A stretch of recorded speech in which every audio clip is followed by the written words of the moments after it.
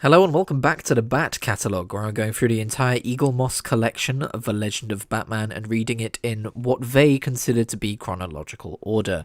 Today is a little bit weird because today's book is called The Man Who Laughs and The Killing Joke, which, as it turns out, are two separate stories which have just been put together in this book. One by Ed Brubaker in 2005 about the very first time that Batman met the Joker and the Joker started doing Joker things, and the second one written by Alan Moore of Watchmen fame about the Joker doing some stuff that's gonna affect Batman lore for years to come, which I don't know the specifics of yet, but I think I generally know the idea of what happens in that book. The reason I'm being vague about it is because I haven't read that one yet. I decided to do something a little bit different this week and stop after reading The Man Who Laughs and give you my thoughts on that while they're still fresh, and then going and reading The Killing Joke so that I've got this kind of separate kind of palette, if you know what I mean. I guess you could think of today's review as a double billing. How about that? Now, first of all, you may be confused as to why it's in this order, because The Man Who Laughs came out in 2005 and The Killing Joke came out in the 80s, I believe. But as I've already stated, Eaglemoss want to present this in a chronological order, and The Man Who Laughs takes place before The Killing Joke, even though I think it does make reference to The Killing Joke as some of the lore that it established with the Red Hood. And yeah, it's the chronology is a little scuffed in general, because Dark Victory came before this, and The Long Halloween did not come before that, because they didn't include it, but obviously the Long Halloween comes before that. And that includes the Joker's appearance, so, they're going, this is the first time the Joker shows up, and yet they're basing it after the Jeff Loeb and Tim Sale stuff. That's a little bit weird, but I do kind of understand why, because those books very much dealt with the criminal element in Gotham being organized crime, and that giving way to this world of villains instead. And this is the first book which really focuses on a costumed villain, I guess, unless we're going all the way back to Zero Year and the Riddler, but it's just messy. It was always going to be messy. It's comics. It's someone else's opinion of a chronology that we're following. It doesn't flow that smoothly in my opinion, but also it's not bothering me that much because I know in my mind why things are the way that they are, and I can just go, yeah, okay, this took place before the Long Halloween, who cares? So let's talk about the book itself. The Man Who Laughs was written by Ed Brubaker and it's not the Joker's origin story, because he doesn't have an origin story, but it's kind of his origin as a villain. It's his debut story, I guess. And it was fine. I think it was a little vanilla, if I'm being honest. One of the things that I really do like about this story is that it harkens all the way back to the very first issue of Batman, which has the very first appearance of the Joker ever. And in that story, he poisons people before midnight, times it to basically kill them at midnight, and then claims that they're going to die at midnight. And you watch the Gotham City Police Department trying to save these people, and they all inevitably die, and they can't figure out what's happening.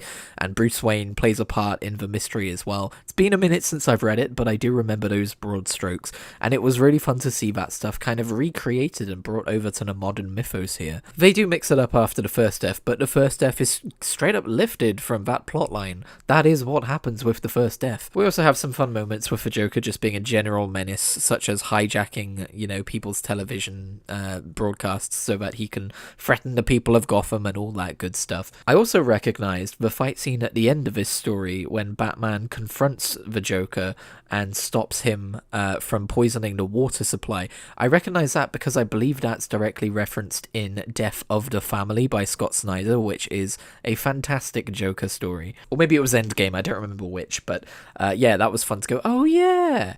When he was referencing back to when they first met, that this is then. However, I will say, I think part of the reason I think that this story is so vanilla feeling is because this is before the Batman and Joker have been fighting for so long. This is before the Joker's his arch nemesis. This is before the Joker kind of became obsessed with Batman. He doesn't know him yet. So he's just kind of like a stripped down version of the Joker, it feels like, which is not fair to say because the character needs a beginning. But I'm just so used to seeing a more I guess, experienced Joker, that in this book, yeah, it kind of came across a little flat sometimes. Now, I will say, with all of the respect in the world to artist Doug Monk, because I could never draw at this quality, and this does look nice, as all modern comics tend to, that are made at such a high caliber. After coming off the back of reading The Long Halloween and seeing, Tim Sale's illustrations, I do feel like this is missing something, It kind of feels a little bit more functional than it does characterful. I don't want to become one of those people who's like, I like it when it's just missing something. I'm not an art critic. I don't know how to fully appreciate different art styles and talk about them in a way that makes sense. But again, it just kind of felt, it's just fine. It's just kind of fine. So that was also kind of helping me form this opinion of, yeah, this book's fine. Okay, I have now read The Killing Joke, which takes place some years after the previous story. In fact, it almost feels like it takes place out of chronology, because now Gordon's got grey hair and Barbara is mostly growing up and stuff. And there are some things I do really like about this book, like for instance, it starts with Batman trying to go and visit the Joker in Arkham to sit down and have a conversation with him to see if he can't reason with the man. And that is a thread that gets picked up towards the end of this book as well. In the final confrontation between him and the Joker, he does end up saying a bunch of those things to him. And while I'm not necessarily a fan of giving the Joker a backstory, which this book doesn't even necessarily actually do, is kind of weird, I think it is an interesting what-if scenario. Like, what if he had been this guy? The Joker at the end of this book does end up saying that he doesn't even know if he's remembering it correctly. He doesn't really properly remember who he used to be. Sometimes he remembers it a completely different way. But yeah, this is the book that introduces the Red Hood scenario into the lore. But it frames him as a normal guy, with a wife and a baby on the way. And when his wife unexpectedly dies in a freak accident, he finds himself still having to live up to the commitment he made to these gangsters and robbing, or not even robbing, but kind of trespassing through Ace Chemical Plant. And of course he gets found and chased, and he falls into the vat of chemicals and emerges as the Joker we all know and hate. So yeah, like I said, there's some good stuff there. There's also some less good stuff. So the thing that I know, and the thing that everyone knows about this book, is that this is a book where the Joker shoots Barbara Gordon and disables her. But what I guess I didn't know is it's worse than that. He then strips Barbara naked and takes photographs of her, and then torments Jim Gordon, who he's captured and imprisoned and forced to run around naked, with those images of his daughter. And that's just gross. And I get it, I get what we're doing here. We're reminding readers that the Joker is a reprehensible character who does reprehensible things, and Alan Moore is inviting us to consider that from a bit of a more real angle. But it is just gross, especially the fact that we as the audience are shown the pictures. I could have done without that. If you really wanted to keep this plot thread in, you could have just shown us, like, the Joker showing Jim Gordon the pictures without showing us the pictures, and I think it might have actually had, more of an effect, because in that sense, both you the writer and we the reader are agreeing that this is not something we would ever want to see. But instead this book goes full shock value, and I think, I don't know, this book is just the Joker does the most terrible, heinous thing. Because, because he feels like it? I feel like I'm missing some context from maybe before or after this book. Like, there's no catching up with Jim and Barbara after this. There's just what happens, and then there's Batman chasing down the Joker and catching him. And because of that, it all just kind of feels like a pointless endeavor. I feel like I've just read something which has been taken out of a larger story and shown to me in a vacuum. And yeah, it's true, we do continue with this being part of the lore as we go forwards. Barbara remains disabled after this for a decent while. But as a book in and of itself, I don't know, man. I started off quite liking this because I think it portrays the Joker, or the character of the Joker, better than the freaking Man Who Laughs did. But the more I think about this story, having read through it, the less I like it. And honestly, I don't know how common that is. I know this is a very famous story. I know it's also controversial. Maybe there are some people who really like it and think that I'm missing the point of it, but maybe not. I don't know. I will say, as far as our chronology goes, it's a little bit weird because we've not been introduced introduced to Batgirl as a concept, and yet here we have the Joker ending Batgirl's career, or at least seeming to, because we know much later on that Wayne Tech Industries manages to get Barbara walking again and stuff, but this will see her begin her journey as the Oracle, which will be cool to see in its own right. But also knowing how this Legend of Batman chronology is going, I wouldn't be surprised if we also see Batgirl being Batgirl after this as well. One last thing I do want to mention about The Killing Joke is it does in some ways feel like a direct prequel to The Dark Knight Returns. Like I mentioned, Batman wanting to have this conversation with the Joker at the start of the story and then having it at the end. He wants to talk to the Joker about the fact that if they keep going this way, they're going to end up killing each other.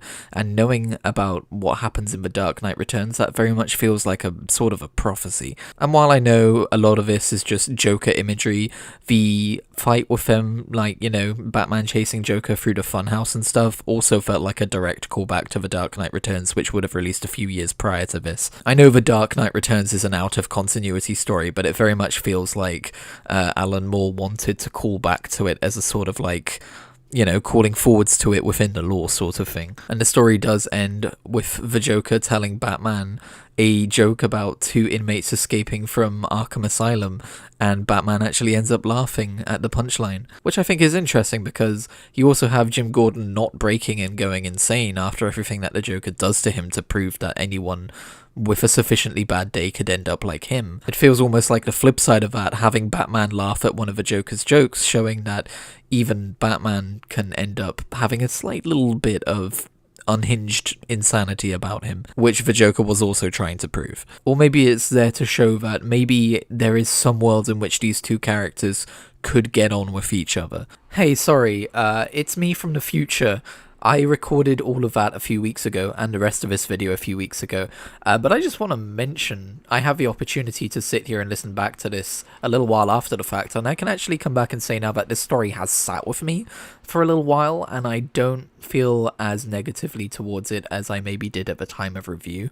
The whole one bad day thing is actually really interesting. I do love the notion of the Joker setting out to prove that anyone can become him after just one bad day, and how this story disproves that with Jim Gordon. I do still think it does that maybe a little bit simplistically, like Jim Gordon doesn't break, but we don't spend too much time showing that or showing how he doesn't break, or showing the consequences of this story in general, I think. But it is a fun theme nonetheless that I do appreciate, regardless of how we got there. Anyway, back to Christian of a few weeks ago. Now, I already mentioned that this book is weird. It's actually weird in a few ways, because not only does it collect two shorter stories here, but in an attempt to make up on the page count here, we actually get some fun extras, such as we get to see the photo reference for what would become the cover to The Killing Joke by Brian Bollard here. Sorry, Brian Bolland. That's my Britishness coming out. But then we also have this random short story, like 5-page thing here. I haven't counted, it's probably more than 5 pages. But it's called An Innocent Guy, and it's about how this guy is talking into a camera, talking about how he's a good guy, he's normal, but he just wants to do one really evil thing in his life. And at first he's thinking about kidnapping this little girl or whatever, and then he decides that actually, no, what he wants to do is shoot Batman. And the story is basically, what I want to do is I want to shoot Batman, and then he'll be dead, and it'll be crazy, and that's it. And I think that's meant to foreshadow Officer Down, but I don't think that's next up on our chronological reading order. It was just next up in, like, the books that Eagle Moss would send out, because they wouldn't send them out in chronological order. So I don't really know what that's about. Also, while we're here, I want to mention that one issue with the Eagle Moss editions is sometimes it's just not printed correctly, and you get some white page at the edge of your pages. It's rare, but it happened a couple of times in this book, which isn't great. But yeah, I think that's all I've got to say about this. I thought, you know, we're probably not too far away from a book that doesn't really hit for me, and I don't think this book really hit for me. It wasn't a stinker by any means. I still enjoyed it, but there were definitely things I took issue with. Coming up next, as I mentioned, is not Officer Down. In fact, we won't be getting to that for a little while yet. Instead, it's a book called Terror, and I have no idea what it's about. All I know is that it's from the pages of Legends of the Dark Knight once again. Oh, it looks like this might be a sequel to Prey. That's fun. Sorry, this is hilarious. I've just opened this book. I've taken the plastic wrapping off it, and inside is a letter from Eagle Moss telling me that they're having to increase the price of a subscription. Yeah, a bit late. But yeah, this looks to be a tale from the early 2000s, and it definitely seems to be a direct sequel by the same person who wrote Prey. So that's cool. I'll meet you back here in a week to talk about it.